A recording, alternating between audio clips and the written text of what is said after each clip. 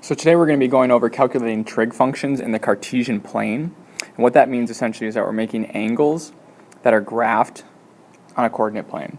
Now, all these problems, the same thing they have in common is we need to do three basic things. The first thing we're going to need to do for any of these problems is draw the angle. And there's multiple ways we're going to describe how to draw the angle, but all angles are going to be drawn the same. The way that we draw angles in the Cartesian plane is they're starting with an initial ray that's always started at the x-axis at 0, 0. So that's our initial ray. To make the last part of the angle, we need what's called the terminal ray. And that's just where you want your angle to end. So like here, that's my terminal ray. So between the two rays is the angle, which we normally call theta. So once we have drawn that actual angle in the Cartesian plane, we have these definitions of sine, cosine, and tangent in the Cartesian plane that use a point. So once we draw it, we pick a point on that line, the terminal ray, like x and y. And then we have all these other definitions that we can use then. So like sine of our angle is the y value over r. Cosine is defined as x over r. Tangent is defined as y over x.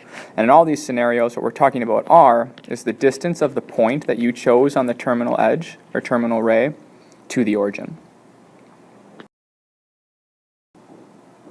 So a pretty typical example problem, something like this, is going to be a problem that says the terminal side of an angle in standard position passes through the point -4, -7, and we need to calculate the 6 trig functions for our angle. So as always with these problems, the first thing we need to do is draw the angle.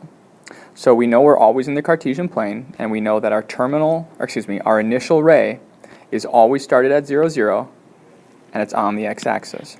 So what we need to decide is where should I draw our terminal ray? And what they're telling us is that our terminal ray goes through this point. So the point -4, 7 is over here. -4, -7. And that's telling me that's the point that I would draw my terminal ray through. So between my initial ray and my terminal ray, this right here is our angle theta. So once we've drawn it, the next step is to pick a point on that terminal ray. And they've told us what point to use. We're supposed to use the point -4, -7. And once we have that point, the reason we're using that is so we can calculate our r value. We need to calculate how far from the origin is that point. So we just use our formula as r is x squared plus y squared and the square root of that sum. So after we would get this, we get 49 plus 16. So our r value is the square root of 65.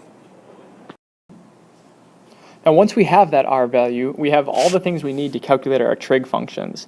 So we're first going to calculate the regular trig functions. So the sine of our angle theta is just the y value over r. So our y value is -7, and r was root 65. So then obviously we rationalize that to -7 root 65 over 65. For our cosine value, cosine is just x over r, which is -4 over root 65, which we simplify to -4 root 65 over 65.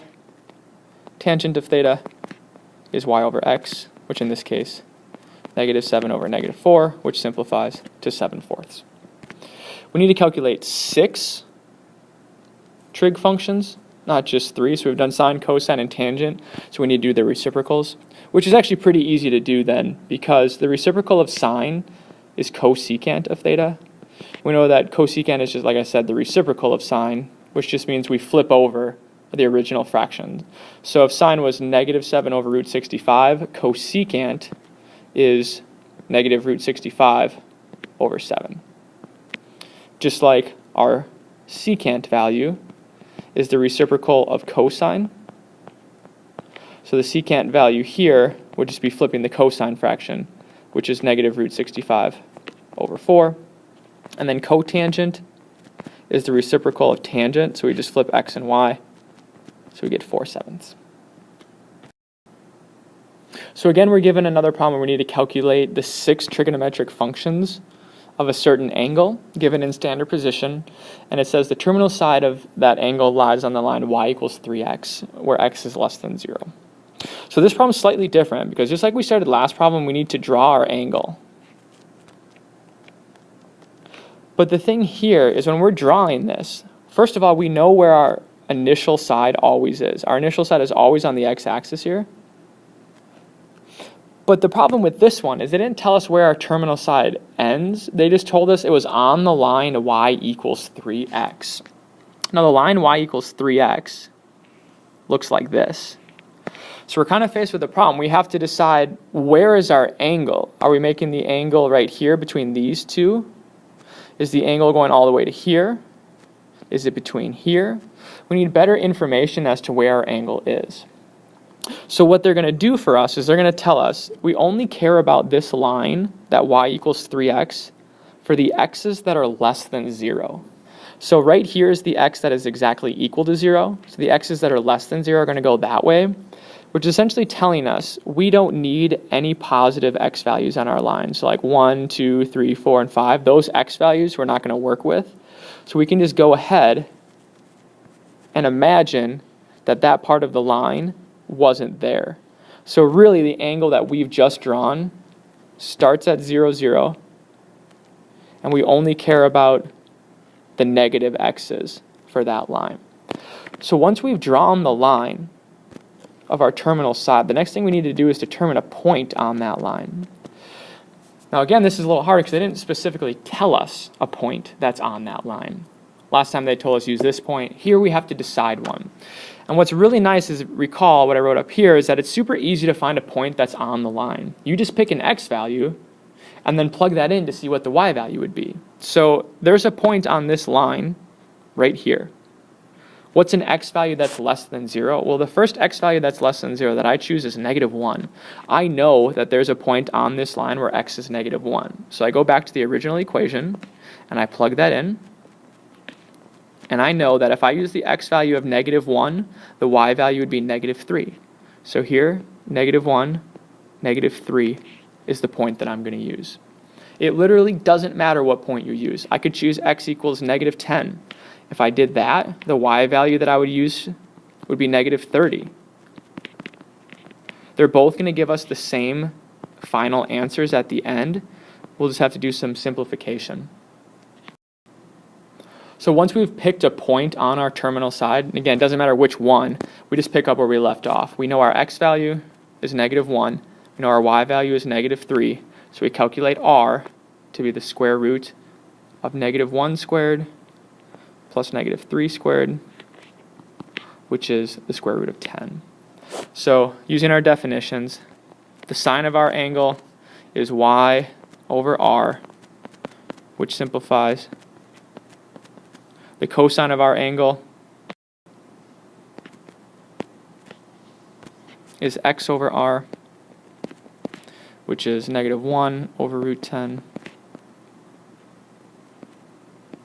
And then tangent is y over x. And then finding their reciprocal is pretty easy. So the cosecant is the reciprocal of sine, so we just flip it over. So it's root 10 or -3. The secant is the reciprocal of cosine, so we just flip it over. And then cotangent is the flip of tangent, so we just flip it over. And we are done. So here we're going to do exercise number 53, and it says the terminal side of an angle in standard position passes through the indicated point. Calculate the 6 trig functions of the angle. So whenever we're doing the Cartesian definition of the trig functions, the first thing we need to be able to do is we have to be able to draw our angle. So in this case, we know it always starts in standard position, so it's always right there. So we ask ourselves, where is our terminal ray? And in this case, they tell us our terminal ray has to go through the point 1, 2, which I'm going to approximate to be right there.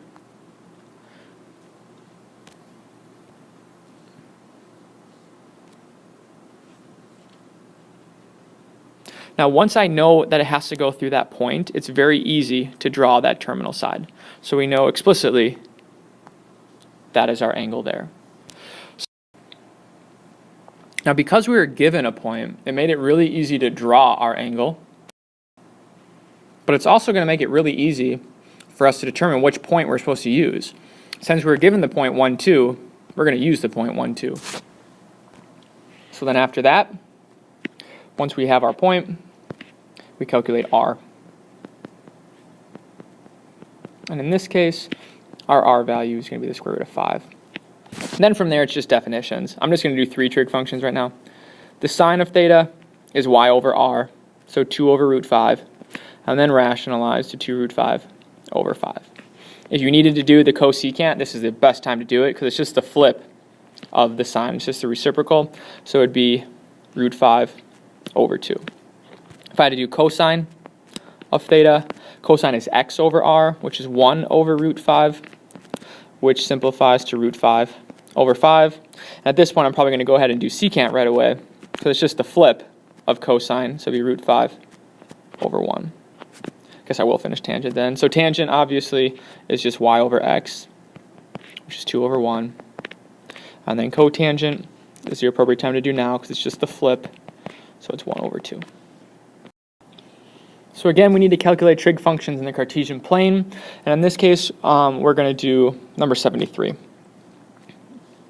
Now, number 73, just like the ones before, whenever we're doing the Cartesian plane, we need to first be able to draw our angle. So first, we put in our Cartesian plane. When we're drawing an angle here, we always know that our angle starts in standard position. So our terminal side is always centered at 0, 0, and is on the x-axis. Now the problem with this one is I'm not exactly sure right now where exactly my terminal side is supposed to go, so it's hard for me to draw it. And the reason it's hard for me to draw is because they didn't give me a point necessarily. So, as we mentioned before, one of the easiest ways to pick a point is by choosing an x value and plugging it in. So according to the equation up here, I have to use an x value that is bigger than 0. I'm going to stay away from 0 because if I put it at 0, I'm not really like traveling a distance at all. So I'm going to choose an x value that's bigger than 0. So when I'm working on finding my point for number 2, again, I get to choose any point I want. So I'm going to choose the x value of 1 just because that's bigger than 0 and I know that it's going to be on the terminal side then. So I just find out what would the y value be with that. So I know that y is 2. And ultimately, that means the point 1, 2 is on my terminal side. So if I know where the point 1, 2 is, then I can draw my terminal side through that point. So not only do I know where my angle is, I was able to draw it, and now I have exactly what point I want on that terminal side. So we'll go calculate r. So we know r is the square root of x squared plus y squared, which in this case is the square root of 5. So then from there we just finish our definitions. So like sine is y over r, which is 2 over root 5, which is 2 root 5 over 5. Right away then, cosecant is root 5 over 2. Cosine is x over r, which is 1 over root 5, which is root 5 over 5.